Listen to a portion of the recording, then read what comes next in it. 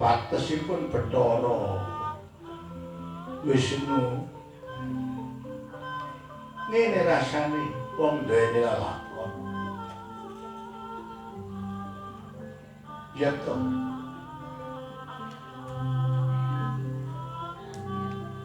Nek ulun miturut dawuh para pinisepuh lakon iku syaraté kudu dilakoni. Ning ora kena sembrono, ya ora kena waspada. Ya ana lakon sing apik aja seneng kebacut-bacut bungane. Ya ana lakon sing ana. Ya aja nemen-nemen susahe pakan kok dikaya apa. Ora dewa, ora manungsa kabeh diparingi coba lan rencana lelakon kang maneka warna salengku gak nglakon-lakon bareng lakon sing kurang prayoga nganti lampus diri.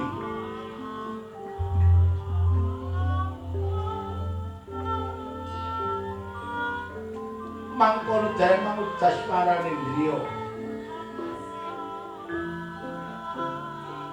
Pancen Eyang Sira Bathara Wisnu mandhap saking kayangan.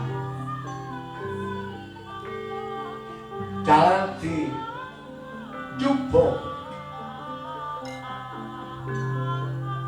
Tuh. Jalan Bathara Guru.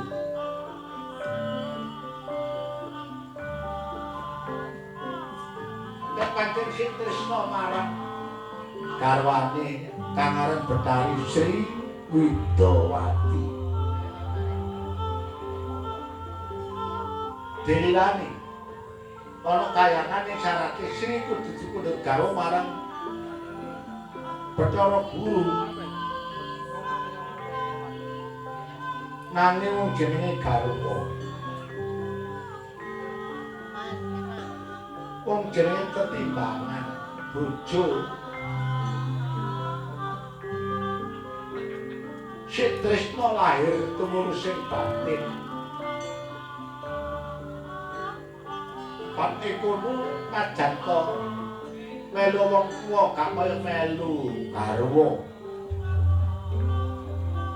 Melu dulur gak kaya melu bojo. Bebasan nek wis duweni tresna. Mbok kanggo lengi semut paribasane. Bebasan mulya bareng mulya. Catu dodo, melu catu dodo, catu lambung, melu catu lambung. Mangkono Bathara Wisnu. Anggone lumampah. Duweni pamikiran iki endi sing kudu tak babat. Kanggo papan lan panggonanku. Wong kang dewa sekak. Kersa dulu marang saliraku.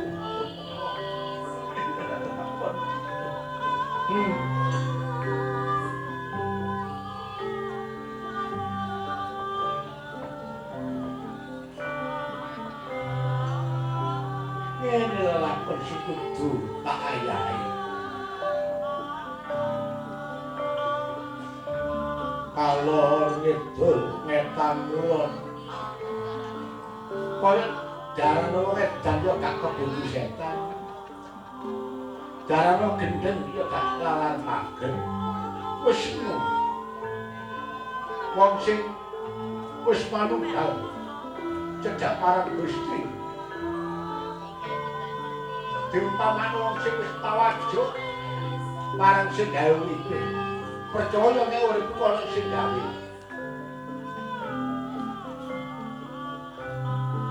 Ya toh kabeh ku nek bakal kepin mulya kudu lakon sangsarane nek kepengin aku kudu lakone kaenake. Mangkono dereng mau das parane dhewe dereng atus kawijine wesa.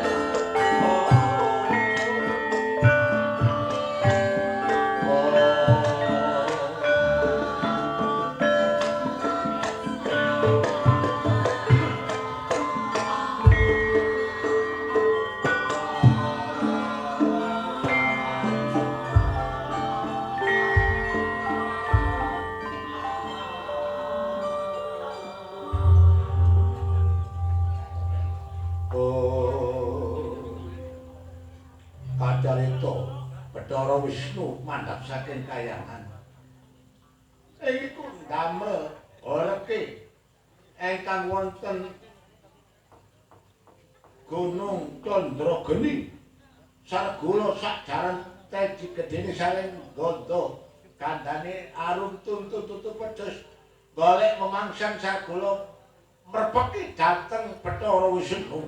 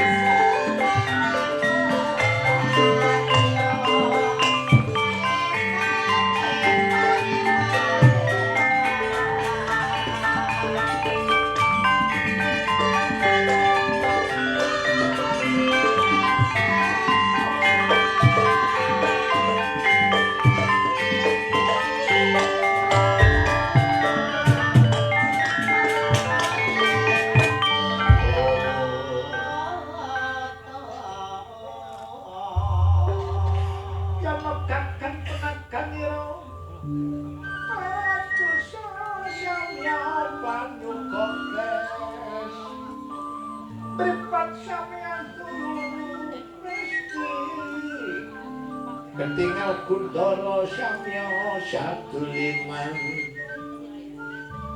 Ketingal Gundara Saduliman. Pada tira kadya aceti-ceti.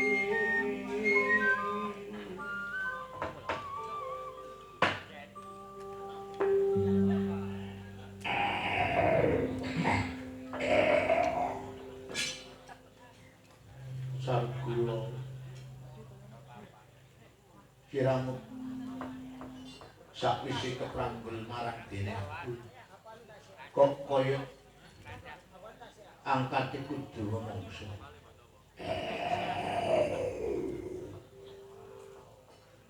yen pancen bisa ngocap kaya lumrahing jalma mara gage saka ndi lan sapa kang dadi aranmu.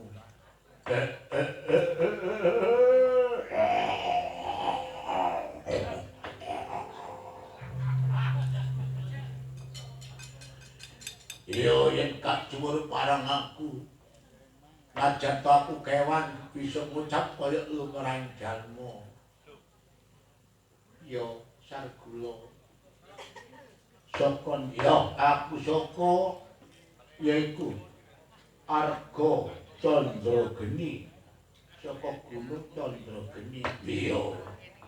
Jenengku yaiku Kyai Gulkiyo.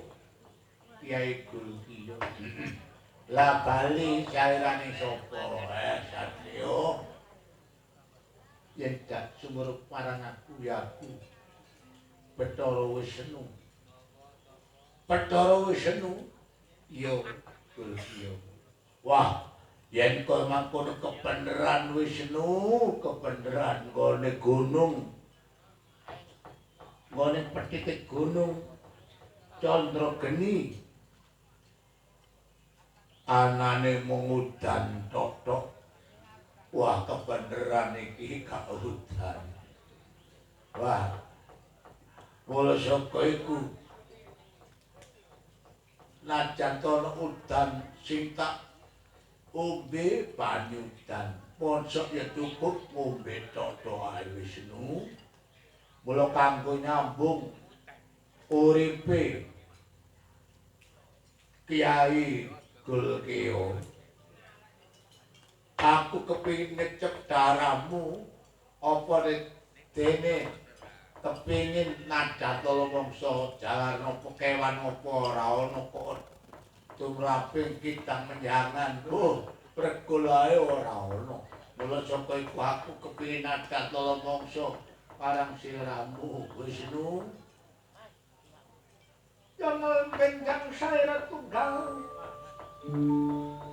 tunggal kumpul rodadya sawiji tunggal kumpul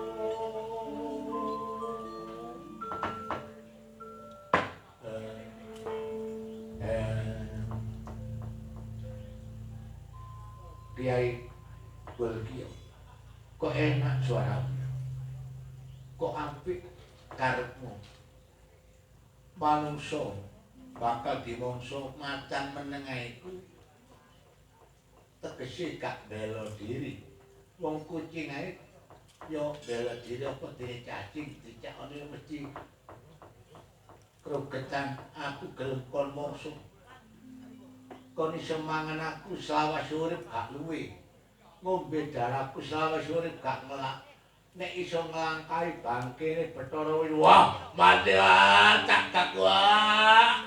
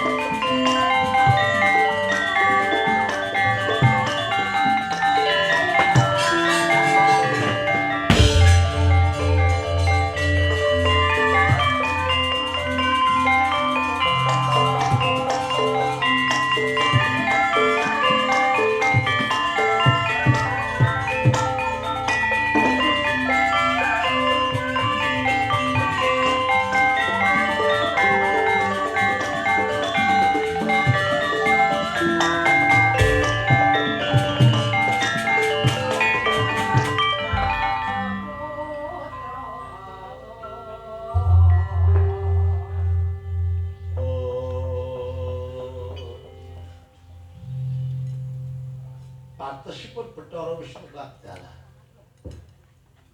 Ngene wong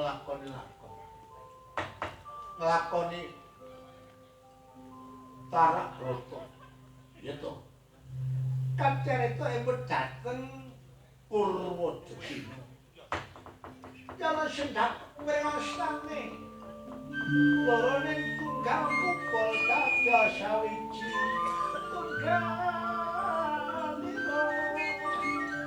Tunggal kumpul dadya sawiji-wiji. ana curiga manjing waraka waraka saka manjing curiga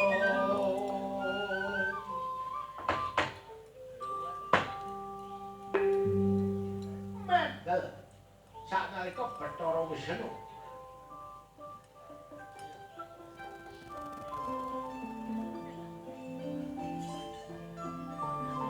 sanalika ibu dateng pulau Jeksina ibu pulau Wiwitan Jeksina kasar Mataji Pandrek Majasrosa dadi sang kaping 3 Wisnu guyon nimbangi dateng Sargula Kyai Gulkiya Raga dipepes pojok Sargula gedene sak dhuwure Jarateji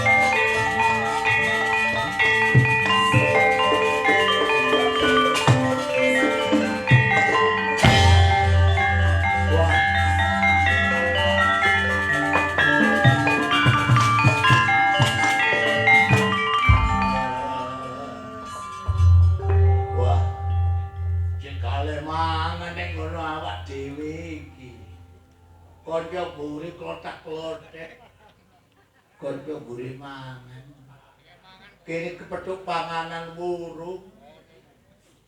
Ha iki wae ya apa waduh nek gak mlayu belain golek panganan liyane mlayu sing banter gak kalah belahe.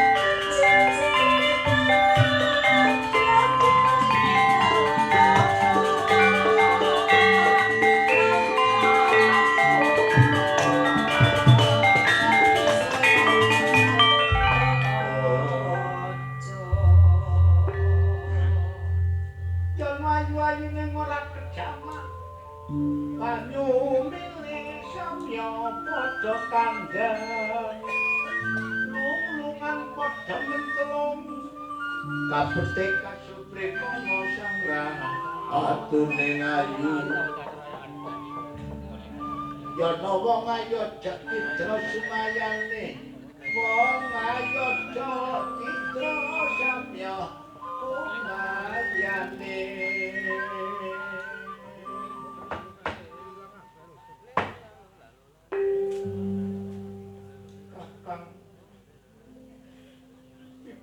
Bathara Wisnu.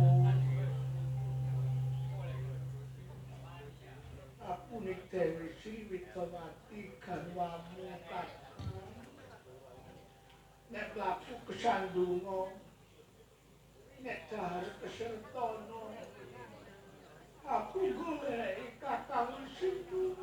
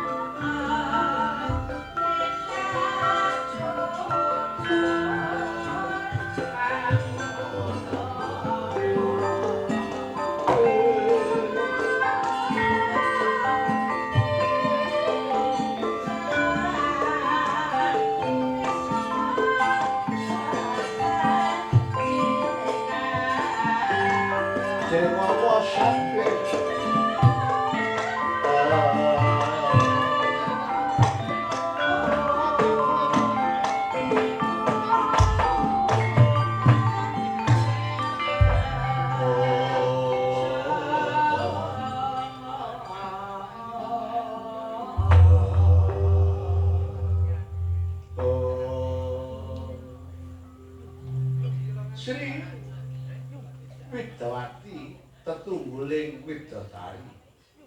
Pepasan mudhun saka kayani upadi dhateng kang garwa Bathara Wisnu. Pepasan munggah gunung tumurun jurang. Gunung dur tinggal jurang kira jujune. Sakalika Betari Sri Widawati pepati dhateng Bathara Wisnu.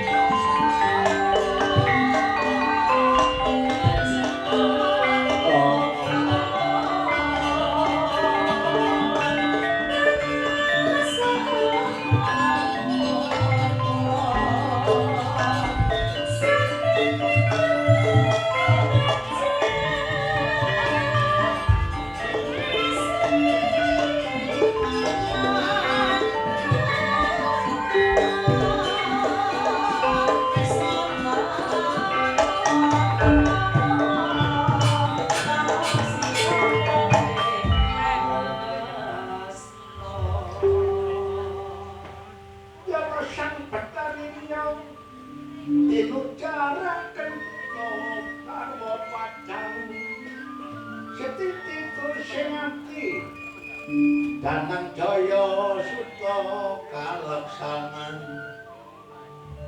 Setiti terus sing ati kaleksanan Suta Danang Jaya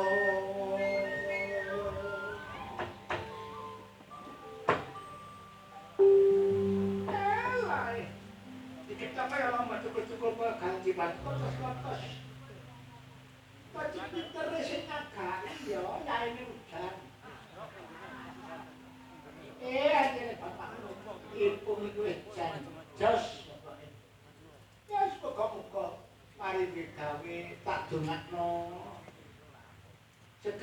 metur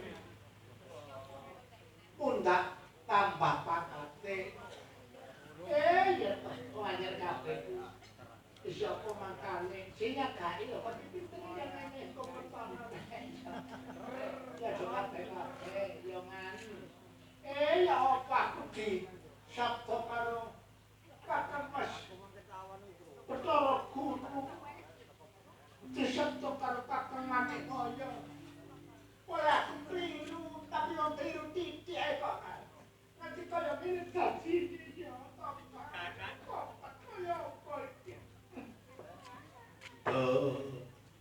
Bathari umum menanang-menane tanpa tujuan ini kalau tekane Sargula sak jarete wah iki dadi memangsanku yo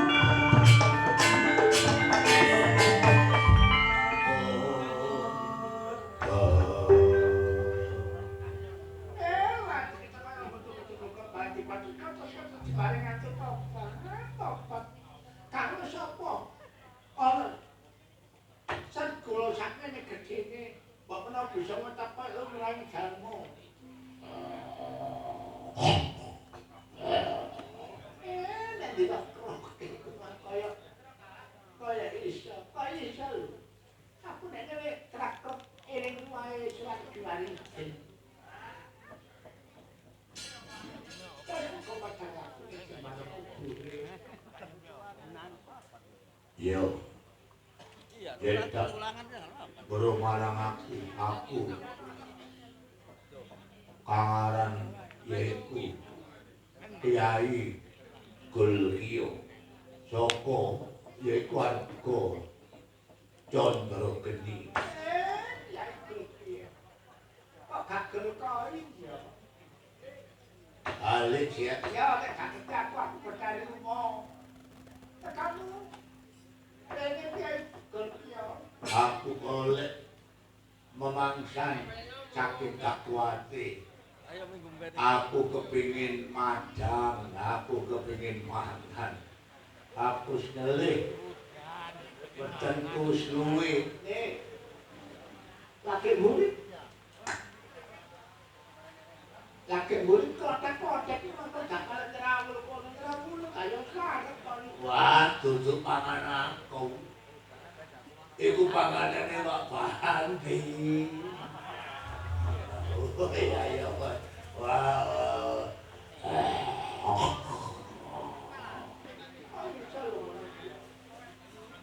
Yen kaya mangkono Bathari umum. Kalau dadi memangsa.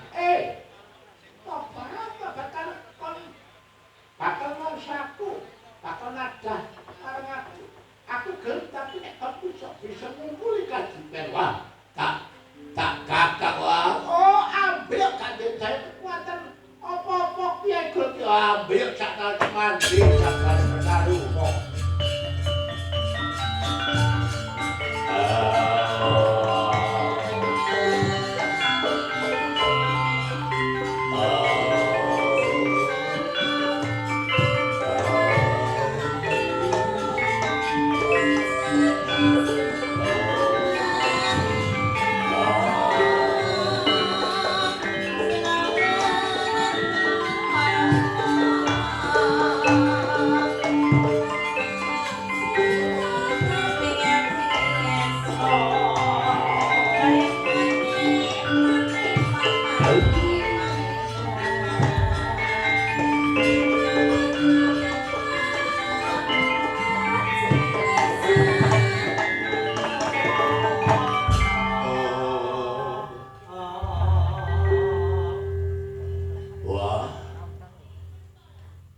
Aku njaluk pangapura mbok Nyai.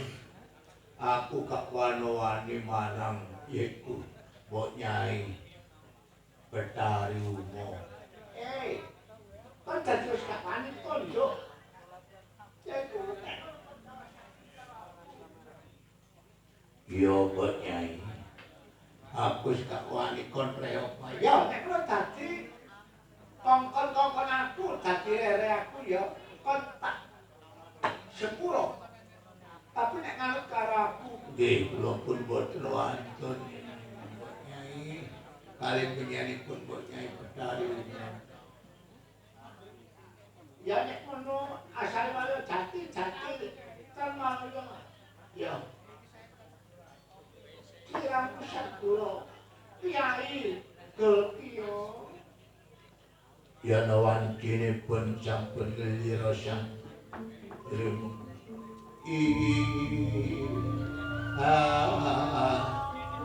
alon denya ngandika yana sang kula walaya jati manwalila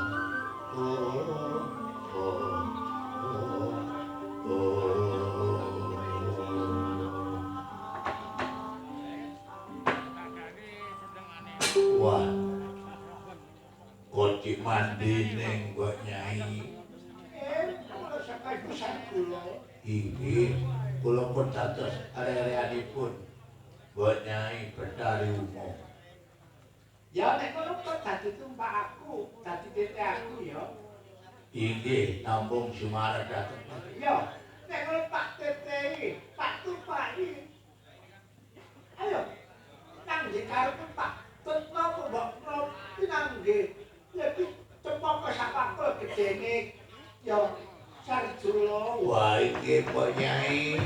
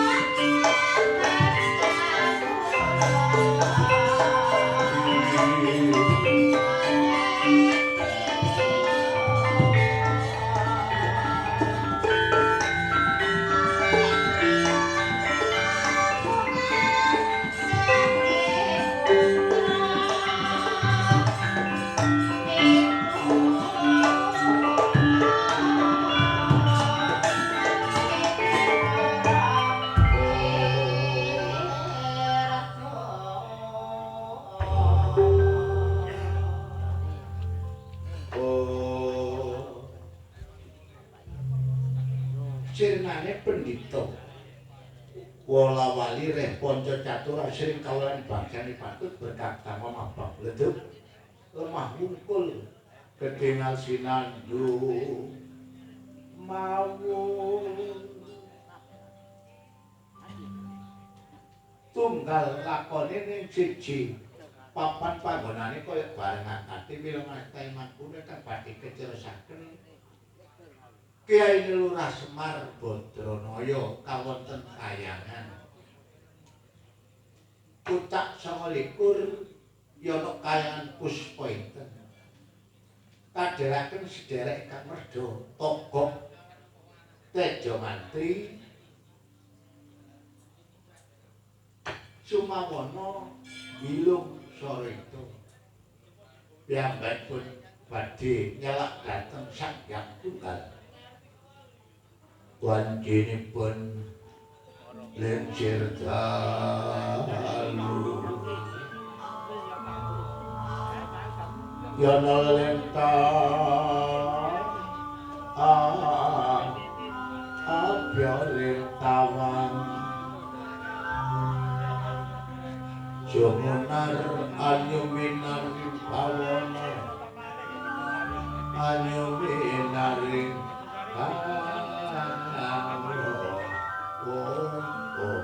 oh